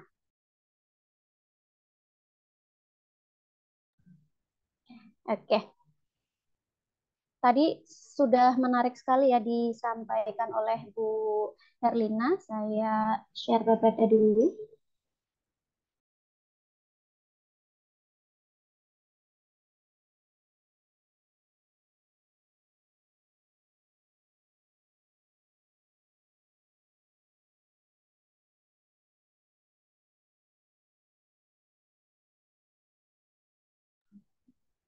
Oke, sudah muncul ya di layar teman-teman ya. Oke, ya ada Bu. Oke. Suara saya cukup jelas atau ada gangguan? Jelas, Bu. Ya, oke. Tadi sudah disampaikan banyak sekali ya bahwa di awal Pak Dr. Awis menyampaikan juga bahwa perempuan itu lebih berpotensi yang namanya mengalami gangguan kesehatan mental atau mental illness gitu ya. Tadi juga disampaikan banyak hal ya, banyak data disampaikan oleh Bu Herlina terkait dengan kesehatan mental hari-hari ini. Kalau misalnya kita lihat fenomena yang sedang marak hadir di sosial media kita, baik melalui TikTok, kemudian melalui Instagram gitu ya, atau Facebook, ibu-ibu mungkin yang suka main Facebook, atau mungkin beredar di story WhatsApp teman-teman ya, banyak sekali kasus-kasus viral yang berkaitan dengan kesehatan mental hari ini. Contohnya banyak sekali terjadi atau ada kejadian pembunuhan yang itu dilakukan bahkan oleh keluarga terdekatnya. Kemarin di Cirebon beberapa minggu lalu ya berarti ada seorang perempuan usia 20 tahun yang dia dibunuh secara sadis oleh pasangannya, oleh suaminya. Ya, bayangkan. Ya, itu apalagi kalau tidak karena adanya kesehatan mental yang terganggu. Karena orang yang normal, orang yang mempunyai mental yang bagus tidak akan mungkin tega, bahkan sampai membunuh, menyakiti secara verbal pun tidak akan mungkin, memukul pun tidak mungkin. Apalagi sampai membunuh, dan ini adalah pasangan. Kemudian kalau teman-teman melihat lagi fenomena hari ini banyak sekali kasus-kasus bunuh diri yang dilakukan bahkan oleh selebgram ya. Kalau di luar negeri itu ada artis-artis yang melakukan bunuh diri secara langsung ya melalui Instagramnya ya. Kemudian kalau teman-teman melihat lagi hari ini banyak sekali selebgram yang dibully ya di sosial medianya dia dan dikata-katain mending lu mati aja gitu kan. Justru malah disupport untuk mati aja. Nah, fenomena ini hari ini banyak muncul di tengah-tengah kita. Kemudian kalau kita lihat lagi berita, banyak sekali teman-teman mahasiswa yang bunuh diri. Ya, tadi Bu Agi sampaikan, Pak Awis juga sempat menyampaikan bahwa mahasiswa ini terutama adalah mahasiswa yang di tingkat akhir ya, seperti yang teman-teman hadir di sini, kebanyakan adalah mahasiswa, walaupun tadi mahasiswa yang sudah senior begitu ya, ada teman-teman yang sudah jadi bidan tapi menuntut ilmu, bukan berarti tidak juga mengalami yang namanya stres akademik ya, apalagi dipaksa untuk ujian skripsi ya, disuruh melakukan penelitian gitu ya, suruh cepet-cepet lagi sama dosennya ya, biar cepet-cepet lulus gitu ya Bu ya. Pada stres gitu ya. udah kerja ya, kerjanya di pelayanan ya, di Ponet, di puskesmas, di rumah sakit, dipaksa lagi sama dosen pembimbingnya untuk ayo cepat bimbingan ya. Kemudian ada permasalahan-permasalahan lagi di rumah, misalnya yang punya toddler ya, yang punya baby, atau mungkin ada permasalahan-permasalahan yang lain dengan pasangan atau keluarganya, atau bahkan dengan finansial ya Bu ya, karena tidak mudah kuliah dengan kondisi sudah menikah gitu ya. Nah, hal-hal seperti itu hari ini bisa menimbulkan permasalahan-permasalahan kesehatan mental pada kita ya. Makanya kalau teman-teman melihat di sosial media banyak istilahnya ya, tadi ada kesehatan mentalnya terganggu atau mental illness ya, ketika keinginan itu tidak sesuai dengan harapan, muncullah masalah ya. Siapa sih di sini yang tidak punya masalah? Coba, ada nggak di sini yang tidak punya masalah? Saya rasa nggak ada ya. Yang mahasiswa yang belum jadi Bu Bidan atau mahasiswa yang sudah jadi Bu Bidan, saya rasa semuanya punya masalah. Tapi apa yang membedakan masalahnya? Yang membedakan adalah situasinya, ya, permasalahannya. Mungkin kalau misalnya teman-teman yang D3 nih, yang belum lulus D3 kebidanan, merasa tertekan sekali dengan tugas-tugas yang diberikan oleh dosennya, padahal yang namanya dosen tidak akan memberikan tugas di luar kemampuan batas manusia ya, di luar kemampuan batas mahasiswanya. Tapi ada beberapa mahasiswa yang menyikapinya, menanggapi sebuah masalah itu berbeda ya, sehingga ketika mendapatkan pressure tugas-tugas ya, kemudian ditambah lagi dengan permasalahan-permasalahan yang lain, itu akan menjadi berat. Ada yang merasa depresi, terjadi anxiety ya, gangguan. Ada yang kemarin ada yang sudah cerita ke saya ya, mahasiswa yang D3 ya, yang tingkat akhir sudah mulai mengalami gangguan tidur ya, karena resah terus nih ya, tugas-tugasnya banyak dan lain sebagainya. Nah, ini memang terjadi pada mahasiswa tingkat akhir ya. Kemudian teman-teman, mungkin teman-teman pernah mendengar istilah tren barcode. Ada yang pernah mendengar di TikTok? Kalau yang punya TikTok pasti tahu. Ada yang namanya tren barcode. Ya, tren barcode itu tren menyayat lengan, menggunakan pisau, menggunakan silet, menggunakan pecahan kaca. 2 bulan yang lalu ini terjadi di salah satu SMP ya, MTS di Kuningan ya, dari satu sekolah itu ketahuan satu yang melakukan barcode atau menyayat-nyayat lengannya sampai ke siku ya, bahkan ada yang sampai atas ya. Dari satu sekolah itu terdapat sekitar setelah ditelusuri ada 120 siswa yang melakukan tren barcode itu, menyayat tangannya. Dan kemarin hari Jumat ya, saya masuk di kelas SMK, selevel SMK, saya tanya di kelas itu, di sini ada nggak yang melakukan tren barcode? Ternyata ada ya, jadi menyayat lengannya. Alasan siswa-siswa ini menyayat lengannya itu bervariasi. Ada yang dia FOMO, ikut-ikutan saja. Itu kan lagi tren di TikTok dan itu wajar ya. Kemudian ada lagi yang dia sebagian besar nih ya, alasannya adalah karena untuk stress release. Jadi dengan mereka melakukan menyayat tangannya ya, menggunakan tadi silet, pisau, kemudian pecahan kaca, itu adalah upaya stress release. Dan itu memang diviralkan di TikTok. Sebetulnya tren barcode seperti ini tuh sudah ada sejak saya remaja juga. Cuman ketika kami remaja tidak ada TikTok, jadi tidak disupport untuk viral gitu ya, sehingga hal seperti itu tidak marak terjadi. Tapi hari ini tren menyayat lengan ya, itu banyak sekali. Nah, ini berarti ada permasalahan-permasalahan yang tadi sempat disinggung oleh Bu Herlina, ada anak-anak yang tidak mampu mengelola emosinya ya. Setelah ditanya, kenapa kamu melakukan tren barcode ini ya? Ternyata dia karena stres. Emang stresnya anak SMP itu apa? Saya suka disuruh-suruh ke warung sama ibu saya. Itu stres untuk anak SMP. Anak SMP hari ini ya. Dan itu fakta terjadi ya. Kemudian ada lagi dia putus cinta ya. Kemudian ada lagi dia dia stres karena dia merasa tertekan sama orang tuanya, merasa tidak diperhatikan karena orang tuanya bekerja dan lain sebagainya. Nah, ini betul terjadi hari ini ya. Dan ini sebuah permasalahan ya yang ada di depan mata kita, nggak jauh-jauh ya. Bukan di tempat yang jauh. Saya tinggal di Cirebon, itu terjadi di Cirebon dan itu ada juga terjadi di Kuningan ya. Kemudian tadi sempat disinggung harusnya mental kita itu sehat, tapi ketika ada beberapa pressure, ada kondisi-kondisi yang tidak mengenakan, baik itu tadi ada apa namanya masa lalu ya, sehingga membuat kita mengalami yang namanya mental illness ya, dan macamnya beragam ya. Hari ini ya populer juga di sosial media ada yang namanya bipolar, anxiety ya, dan ini banyak sekali terjadi, walaupun sebetulnya di zaman kami dulu juga hal-hal seperti ini ada, cuma memang tidak sebanyak sekarang, mungkin karena tidak terekspos sebetulnya.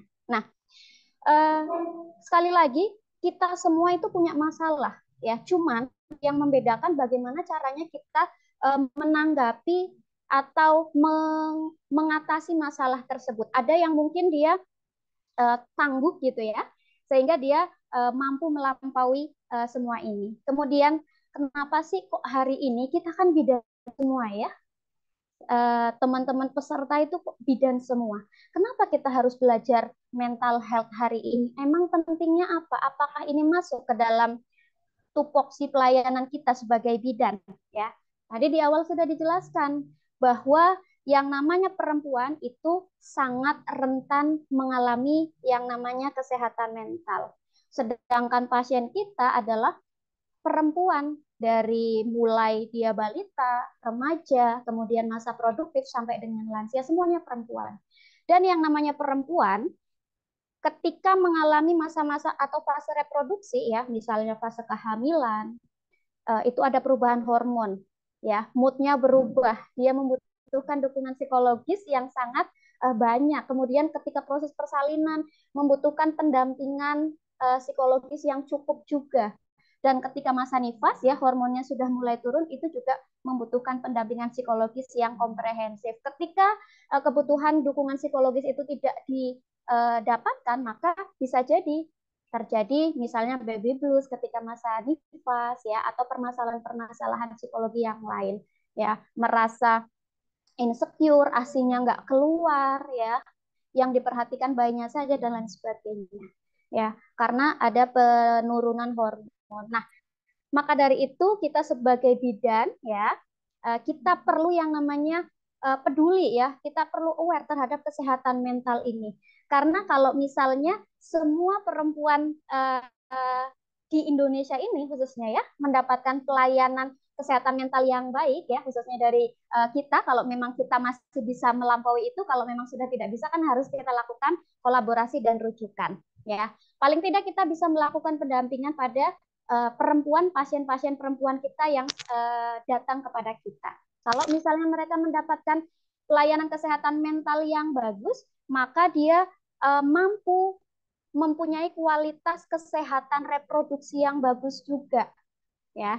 Karena ini kalau misalnya kesehatan reproduksinya kita bagus, mental health-nya bagus perempuan-perempuan di Indonesia, maka kita mampu mencetak yang namanya generasi emas di tahun 2045 ya. Oke. Nah, ini ada beberapa gangguan ya yang tadi juga sudah disampaikan oleh pemateri sebelumnya ya. Saya akan fokus bagaimana sih terapi komplementer ini mampu mengurangi ya yang namanya mental illness atau masalah-masalah kesehatan mental yang paling sederhana. Kenapa? Karena kita bidan ya. Kalau misalnya kesehatan mentalnya sudah parah ya, mental illness sudah parah, bukan kewenangan kita lagi, tapi harus dilakukan kolaborasi dan rujukan. Makanya kita lakukan yang sesuai dengan kewenangan kita saja. Apa? Ya, kalau teman-teman S1 kebidanan ya sudah belajar yang namanya terapi komplementer. Ya, ada satu yang mungkin belum kita pelajari di kelas, yaitu tentang hipnosis atau hipnoterapi ya. Teman-teman pasti sudah pernah disinggung ya di kelas sedikit tentang yang namanya hipnosis atau hipnoterapi ini. Kalau kita bicara hipnosis atau hipnoterapi, mungkin yang terbayang pertama kali adalah kita diberikan alat ya. Ayo tatap mata saya, fokus, tarik nafas, kan seperti itu di bayangannya ya. Menyeramkan gitu ya. Tapi kita akan buat bahwa menghipnotis atau menghipnotis diri sendiri khususnya ya, itu dengan sederhana dan ringan. Jadi tidak menyeramkan. Ayo lihat titik hitam yang ada di gambar gitu kan. Nggak mungkin ya. Kita nggak perlu alat-alat. Oke. Nah, sebetulnya hipnosis itu apa sih? Secara sederhana yang namanya hipnosis itu adalah upaya untuk mengendalikan pikiran atau manipulasi otak ya, dengan cara kita memberikan sugesti atau afirmasi yang positif sesuai dengan kebutuhan atau yang kita mau. Karena ini adalah self hipnosis, menghipnosis diri sendiri.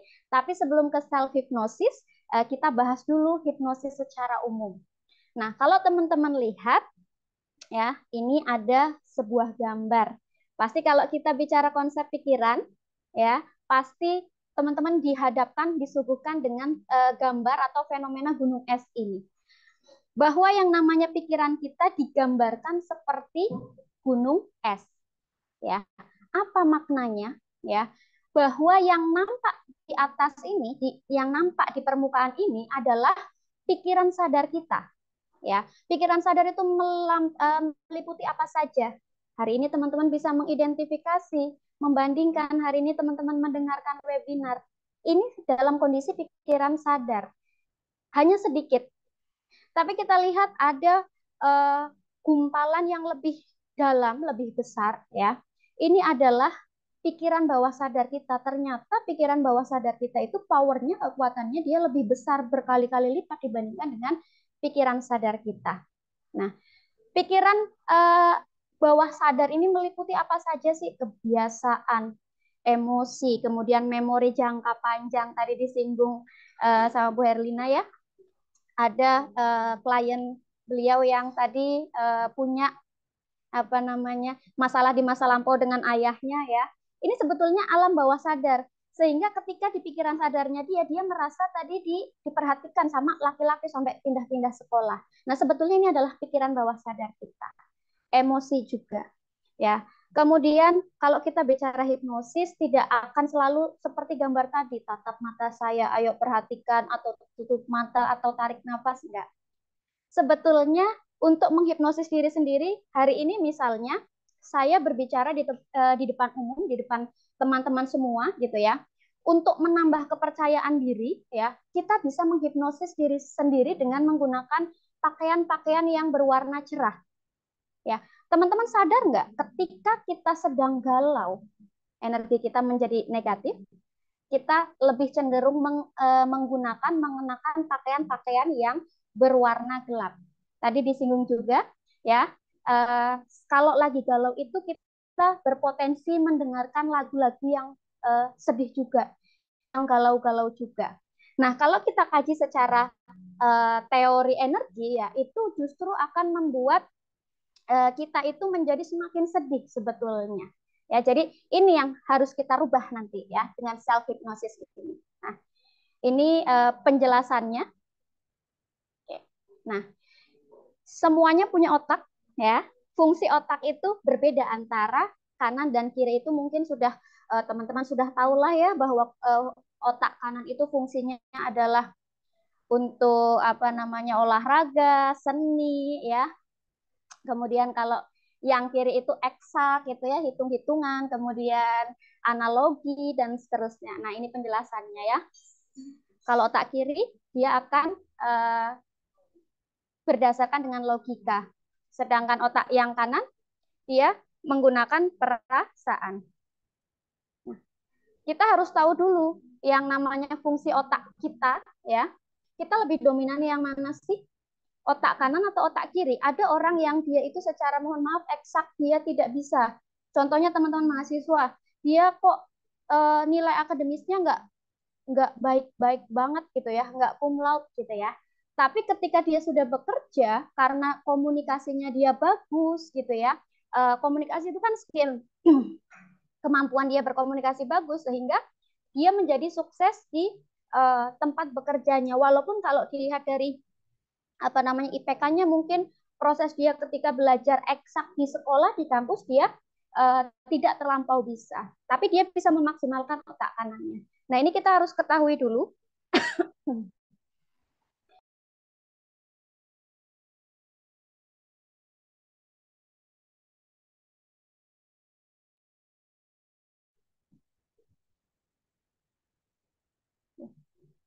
Kok nggak bisa geser ya? Oke. Nah, tadi sudah bicara fungsi otak, kita berbicara tentang gelombang otak atau brainwave manusia ya, human brainwave. Sebetulnya kita mempunyai 5 gelombang otak, ada beta, alfa, theta, delta ya, tapi kita bahas 4 saja ya, nggak usah banyak-banyak karena ini yang berkaitan dengan hipnoterapi. Nah, ketika gelombang otak dalam kondisi beta ya atau kondisinya normal, hari ini teman-teman bisa mendengarkan tadi Ibu MC-nya membacakan pantun, teman-teman cakep merespon gitu ya, ada yang salah menjawab gitu ya. Ini berarti gelombang otak teman-teman itu berada di kondisi yang beta. Nah, kemudian kalau gelombang otak yang alfa ya, ini memasuki ke gerbang bawah sadar, mulai landai gelombang otaknya. Kemudian kalau gelombang otak di theta ya, ini adalah kondisi yang lebih landai lagi, dan di gelombang otak theta ini kita bisa memberikan sugesti atau afirmasi-afirmasi yang kita mau, yang kita inginkan. Dan yang terakhir ada gelombang otak delta, ini adalah kondisi ketika kita tidur. Kita tidak bisa dengar apapun ya. Kita kalau tidur kan gitu nggak bisa merasakan, kadang ditoel-toel sama temennya juga nggak bangun-bangun atau tidak merespon. Tapi kalau di theta kita seperti tidur tapi kita masih bisa mendengarkan suara. Nah, gambarannya seperti ini. Ini ada gelombang otak beta. Ya rumit ya. Ya, gelombangnya rumit. Kemudian kecepatannya adalah 12 sampai 25 Hz. Alfa, gelombang alfa dia semakin landai, theta semakin landai, dan beta lebih landai lagi. Nah, kenapa kita harus tahu brainwave ini? Karena untuk mengetahui bagaimana cara kita melakukan hipnosis. Ya, sebetulnya apa sih yang namanya kondisi hipnosis itu? Ya, kayak gimana sih rasanya dihipnotis itu gimana? Apakah kita hilang kesadaran? Gitu ya, terus nanti dompet kita diambil sama orang gitu ya, nggak seperti itu sebetulnya. Yang namanya kondisi hipnosis itu rasanya itu seperti ketika seluruh tubuh kita tuh terasa nyaman, rileks ya, kemudian pikirannya juga merasa tenang gitu ya, hampir tidur tapi dia masih bisa mendengar. Jadi tidak tidak benar kalau misalnya orang dihipnosis tuh nggak ingat sama sekali. Ya, kita sebetulnya masih bisa mendengar. Bahkan kita masih bisa mengontrol diri sebetulnya kalau kita mau. Nah, tergantung kondisinya seperti apa.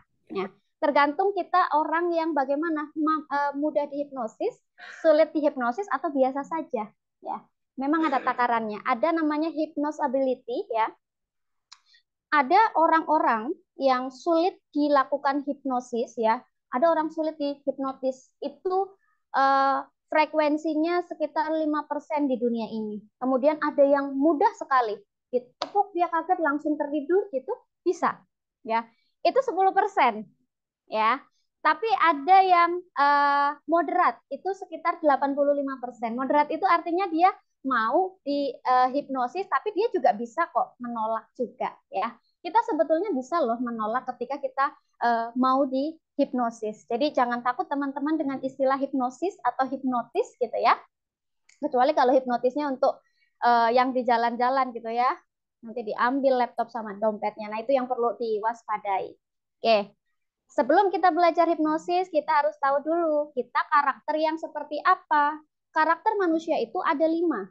Yang pertama adalah visual, audio, kemudian kinestetik, gustatory, dan olfactory.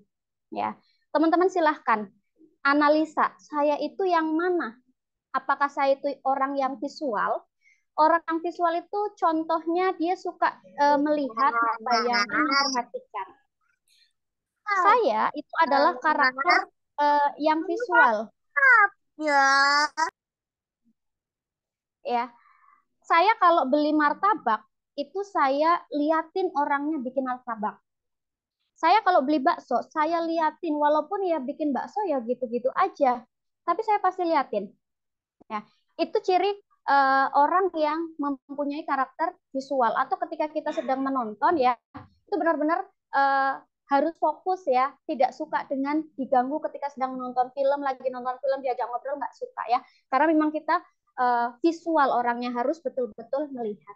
Ada juga karakteristik manusia yang audio. Ada yang suka kerja atau mengerjakan tugas itu dengan harus mendengarkan musik misalnya ya, ini bisa jadi teman-teman adalah orang yang karakteristiknya adalah audio gitu ya. Kemudian ada kinestetik, dia suka dengan sentuhan, kalau lagi sedih nggak mau ditanya, pengennya dipeluk atau diusap-usap aja dia sudah nyaman misalnya ya. Nah, itu untuk orang yang kinestetik. Kemudian ada juga yang gustatory dan olfactory. Nah, kita harus tahu dulu kita ada di karakter yang mana. Ada yang visual audio, ada yang visual saja, ada yang visual kinestetik misalnya. Nah, kenapa kita harus tahu karakter ini dulu? Karena untuk bantu memudahkan kita ketika melakukan self hipnosis. Orangnya visual ya. Ketika melakukan misalnya orangnya kinestetik ya. Kemudian menghipnotis diri sendiri dengan saya membayangkan gitu ya, itu nggak akan bisa ya. Atau orangnya audio gitu ya. Kalau dia orangnya audio, ketika kita melakukan hipnosis, kita bisa dibantu dengan suara-suara atau musik-musik yang menenangkan. Jadi kita harus tahu kita karakteristik yang mana dulu, sehingga itu akan membantu keberhasilan dalam melakukan hipnoterapi. Nah, self hypnosis itu apa sih? Secara sederhana, self hypnosis itu adalah melakukan hipnosis, melakukan hipnoterapi secara mandiri terhadap diri sendiri gitu ya, sesuai dengan kemauan dan kebutuhan tubuh kita. Apa sih kebutuhan kita? Hari ini saya mengalami anxiety misalnya. Saya mengalami anxiety disorder, kecemasan, gangguan kecemasan. Karena tadi disuruh sama pembimbingnya, disuruh ujian skripsi ya, Bu Siti ya, minggu depan ya. Nah, ada nih yang sudah mulai nggak bisa tidur ya. Jadi mulai mengalami gangguan tidur. Nah, berarti kebutuhan saya pengen biar saya tidak mengalami gangguan tidur. Makanya kebutuhannya berarti itu ya. Tentukan dulu kebutuhannya, maka nanti kita akan melakukan self hypnosisnya untuk mengurangi tadi kecemasannya. Oke. Nah, bagaimana teknik atau cara melakukan hipnosis itu? Kita ingat tadi ada brainwave, ada beta, alpha, theta ya. Tapi nggak sampai delta ya, nggak sampai tidur ya. Bablas nanti ya. Gimana banguninnya? Oke. Nah, teknik hipnosis itu sederhananya ada 5 tahapan. Yang pertama adalah fokus, induksi, repetition atau pengulangan, pemberian sugesti atau afirmasi, dan yang terakhir adalah terminasi atau diakhiri. Nah, fokus dulu ya. Bagaimana biar kita fokus? Kalau mau melakukan self hypnosis, menghipnosis diri sendiri, kita masuk kamar misalnya, pastikan ruangannya aman dan nyaman, tidak bising ya. Apalagi kalau orangnya visual ya, kalau bisa tidak terlalu terang gitu ya, agar kita lebih nyaman gitu ya. Kemudian kita posisikan diri, mau posisinya duduk atau mau posisinya tiduran, rebahan, boleh-boleh saja karena ini kan self hypnosis ya, suka-suka kita. Nah, ketika kita melakukan fokus ya, dengan cara kalau sudah posisinya nyaman, kita melakukan tarik nafas panjang melalui hidung, kemudian kita akan melalui mulut. Ingat, kita tarik nafas panjang melalui hidung, keluarkannya lewat mulut. Silahkan dirasakan bedanya tarik nafas lewat hidung, keluarkan lewat hidung, dan tarik nafas lewat hidung, keluarkan lewat mulut. Akan lebih nyaman dikeluarkan lewat mulut. Oke. Kalau sudah lakukan ya, lakukan itu tarik nafas, kemudian kita mencoba untuk fokus, boleh nggak matanya terbuka? Boleh. Tertutup boleh nggak? Boleh saja, suka-suka kita, karena ini kan self hypnosis ya. Kalau saya lebih suka melakukan dengan kondisi mata tertutup karena saya bisa lebih fokus. Ya. Matanya ditutup ya sambil tiduran, kan nyaman ya. Tarik nafas dari hidung, keluarkan lewat mulut. Ya, fokus. Ya. Kemudian kita akan masuk ke gelombang alfa, di mana dia adalah masuk ke gerbang alam bawah sadar. Mulai tuh nyaman, ya kan? Tadi ketika tarik nafas, buang nafasnya, mulai nyaman, mulai menikmati, ya kan? Mulai masuk gelombang otak kita dari beta turun menjadi alfa. Masuk induksi. Oke. Kemudian lakukan pengulangan atau repetition, ya. Apa yang diulang? Tarik nafasnya, ya, sampai kita benar-benar merasa nyaman itu tadi, ya, merasa kita benar-benar rileks, ya. Itu ketika kita sudah merasakan itu, berarti kita sudah masuk ke gerbang alam bawah sadar kita, ya. Nah, kalau sudah betul-betul nyaman, kita baru bisa melakukan atau memberikan sugesti atau afirmasi positif yang kita mau. Tadi kita mengalami gangguan kecemasan, nggak bisa tidur, kemudian jadi nggak mau makan karena keinget skripsi, ya tadi ya. Nah, berarti kita tinggal masukkan kalimatnya sambil tarik nafas, sambil keluarkan pelan-pelan. Mulai sekarang, mulai saat ini, ya, saya adalah orang yang apa yang kita inginkan. Misalnya lebih tenang, ya, biar nggak apa namanya tadi nggak cemas. Mulai sekarang, mulai saat ini, ya, saya bisa tidur dengan teratur. Misalnya kalau nggak bisa tidur dengan teratur, ya, tadi misalnya gangguan tidur dan lain sebagainya, silahkan disesuaikan.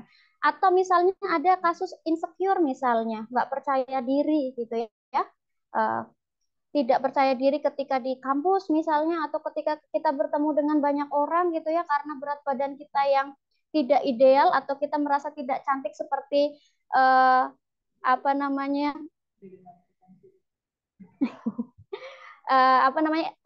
kalau orang cantik, definisi cantik menurut orang banyak itu kan harus putih, langsing gitu, ya. Ternyata saya nggak seputih itu dan nggak selangsing itu gitu, ya.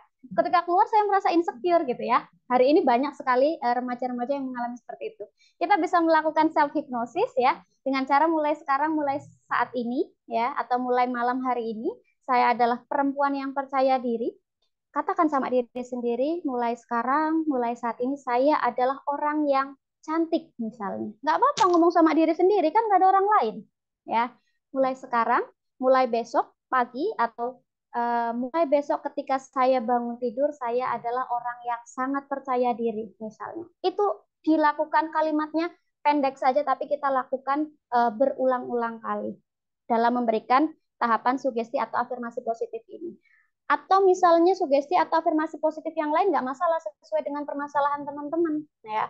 Kalau sudah betul-betul nyaman gitu, ya, dengan sugesti yang diberikan, kemudian kita tarik nafas, keluarkan lagi, dan diulangi. Kemudian teman-teman boleh melakukan buka mata secara pelan-pelan, gitu, ya. Dan rasakan pasti pikirannya lebih nyaman, lebih fresh, lebih segar gitu, ya. Nah, ini tadi tahapannya. Oke. Nah, ini contoh kalimat sugesti atau afirmasinya, ya, nanti bisa disesuaikan, ya. Tidak harus seperti ini kalimatnya. Mau pakai bahasa Sunda boleh nggak? Boleh. Mau pakai bahasa Jawa boleh. Pakai bahasa Cirebon nggak masalah. Yang penting teman-teman mengerti, ya. Jadi bukan berarti saya memberikan contohnya menggunakan bahasa Indonesia, memberikan afirmasi itu harus pakai bahasa Indonesia, tidak. Silahkan ngomong sama diri sendiri, maunya apa. Mulai sekarang, mulai besok, saya adalah orang yang percaya diri. Atau misalnya sakit nih, ada sakit yang dirasakan misalnya di tangan atau di perut gitu, ya. Biasanya pada kasus-kasus apa namanya pada ibu hamil misalnya kan punggungnya suka nyeri. Nah, kita bisa lakukan self hypnosis itu sambil diusap bagian punggungnya misalnya, ya. Semakin saya usap, semakin nyaman. Kalimatnya seperti itu. Atau teman-teman dismenor misalnya, nyeri menstruasi, pegang perutnya, ya, tarik nafas panjang, keluarkan, ya, kemudian bacakan afirmasinya, semakin saya sentuh semakin nyaman, bukan hilang nyerinya, ya, semakin nyaman. Nah, dalam melakukan pengulangan kalimat itu kita bisa menambahkan dengan ekspresi, ya, misalnya senyum, kemudian yang lain, atau misalnya sedih banget gitu, ya, nggak apa-apa sampai nangis, karena ini self hipnosis ya. Waktunya kan suka-suka kalian ya. Kita yang melakukan jadi kapanpun dan seberapa lama itu bebas. Nah, bagaimana sih atau apa sih indikator kita tuh sudah masuk ke fase atau kondisi hipnosis yang pertama? Adanya gerakan kelopak mata. Jadi kalau kita merem, tadi kan kita menghipnosis diri sendiri, kondisinya matanya merem gitu ya, dipejamkan matanya. Kelopak matanya tuh berasa seperti cenut ya. Itu kita masuk ke dalam kondisi yang hipnosis. Kemudian yang kedua, tanda yang kedua, merasa seperti menelan ludah terus-menerus tapi tanpa kita sadari gitu. Itu berarti kita sudah dalam kondisi yang rileks ya, kita siap diberikan sugesti. Nah, kalau tanda yang ketiga ini kalau misalnya dihipnosis sama terapis atau orang lain. Oke. Kapan sih waktu yang tepat untuk melakukan self hipnosis ini? Yang paling baik waktunya adalah menjelang tidur. Kenapa? Karena tadi kita sudah lihat ada yang namanya gelombang otak. Ketika kita mau ke delta, kita pasti akan melewati ya dari beta, kemudian ke alfa, ke theta, ke delta ya. Jadi ini lebih memudahkan kita. Ya, jadi silakan teman-teman melakukan self hipnosis adalah ketika malam hari atau menjelang tidur. Yang terakhir adalah apa saja yang perlu kita hindari ketika melakukan self hipnosis? Hindari tempat yang bising karena ini teman-teman pemula ya. Jadi kondisi ruangannya harus nyaman dulu, aman dan nyaman. Kemudian pastikan tidak menggunakan kata-kata yang negatif. Mulai sekarang, mulai saat ini saya tidak takut lagi. Nggak boleh ada kata negatif. Tidak. Ya. Apa gantinya? Biar saya nggak takut. Mulai sekarang, mulai saat ini, saya adalah orang yang berani. Mulai sekarang, mulai saat ini, saya adalah orang yang percaya diri. Jadi hilangkan atau hindari kalimat atau kata yang negatif. Kalimat yang negatif, kata yang negatif itu contohnya jangan, tidak, bukan. Nah, seperti itu. Dan hindari menggunakan kalimat sugesti yang rumit. Makanya tadi saya sampaikan, silahkan gunakan kalimat-kalimat sugesti yang sesuai dengan bahasa teman-teman ya. Oke, kemudian bisa nggak kita menghipnosis anak kita? Misalnya bisa ya. Nah, kalau menghipnosis anak kita misalnya dia balita ya, tinggal ketika dia mau tidur ya sambil diusap-usap, nah jadi anak yang nurut ya, yang pintar ya, yang soleh misalnya. Nah, sesederhana itu sebetulnya kita sedang memberikan afirmasi atau sugesti tanpa harus tarik nafas dulu, tanpa harus tatap mata saya gitu ya, nggak perlu. Oke, mungkin itu yang bisa saya sampaikan. Mudah-mudahan bisa bermanfaat untuk teman-teman semua. Terima kasih. Assalamualaikum warahmatullahi wabarakatuh. Waalaikumsalam warahmatullahi wabarakatuh. Ya, terima kasih Ibu Rita yang sudah memberikan materinya untuk mengenai hipnosis ya. Nanti mungkin bisa memberikan pertanyaan untuk Bu Rifa bagi teman-teman yang ingin bertanya. Barangkali mau bertanya bagaimana menghipnosis suami supaya lebih rajin memberikan uang. Betul nggak Ibu-Ibu? Nah ya, ya bercanda ya Bu ya. Baik, supaya nggak ngantuk. Tiga Cirebon. Jaya. Belum kompak. Luar biasa. Sekali lagi. Tiga Cirebon. Jaya. Baik, Ibu-Ibu masih semangat ya? Banget. Ya, semangat dong. Harus tetap semangat ya. Kita lanjutkan untuk materi yang ketiga. Di sini telah hadir Ibu Dr. Yanti. Selamat siang Ibu. Assalamualaikum. Selamat siang Bu Siti. Waalaikumsalam warahmatullahi wabarakatuh. Baik, sebelum ke materi, sedikit saya sampaikan kurikulum vitae dari Bu Dr. Yanti. Nama Dr. Bidan Yanti Herawati, SSDM Keb. Kemudian tempat tanggal lahir di Bandung 29 Maret 1981. Untuk golongan pangkat 3D atau penata tingkat 1, jabatan akademik sebagai lektor. Kemudian beliau bertugas di Stikes Dharma Husada Bandung, dan beralamat alamat rumah di Komplek Gria Cipadung Asri nomor B12 RT 7 RW 15 Cipadung Cibiru Bandung. Ya, beliau dari Bandung ya Ibu-ibu ya. Dan untuk riwayat dan beliau juga telah menamatkan untuk pendidikan profesi bidan pada tahun 2022 sampai 2023 yaitu pada Universitas Galuh. Kemudian untuk pengalaman kerja beliau selain pernah menjadi bidan praktek mandiri, beliau juga